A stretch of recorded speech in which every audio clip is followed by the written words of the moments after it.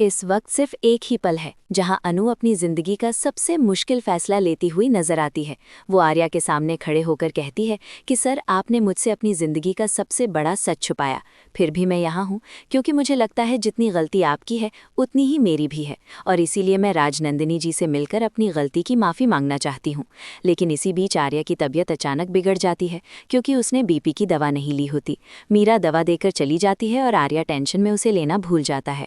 उसके जहन में सिर्फ एक ही डर होता है कि अनु अब उससे बात भी नहीं करेगी और उसकी ज़िंदगी से चली जाएगी। जब अनु वहां पहुंचकर आर्या को कमज़ोर और लरसता हुआ देखती है तो उसका दिल पिघल जाता है। वो उसे संभालती है और उसकी फिक्र करती हुई नजर आती है, लेकिन अंदर ही अंदर अनु टूट चुकी होती है और खुद को दोष देती है कि उसने एक शादीशुदा इंसान से मोहब्बत करके बहुत बड़ी गलती कर दी।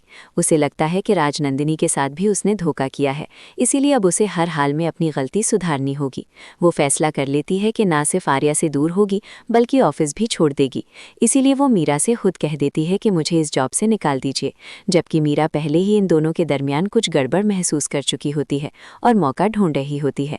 दूसरी तरफ आर्या टूटे हुए लहजे में कहता है कि अगर तुम्हें मेरे आसपास रहना अच्छा नहीं लगता तो मजबूरी नहीं, लेकिन अनु कहती है कि मैं सिर्फ इसीलिए बात कर रही हूँ क्योंकि मुझे राजनंदिनी जी से माफ़ी मांगनी है।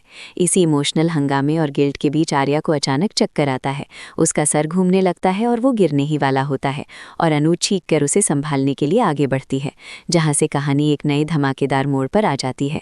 आगे जो हुआ वो आपके होश उड़ा देगा, तो ज़रूर सब्सक्राइब करें ताकि आगे जो हुआ वो आपसे मिस ना हो।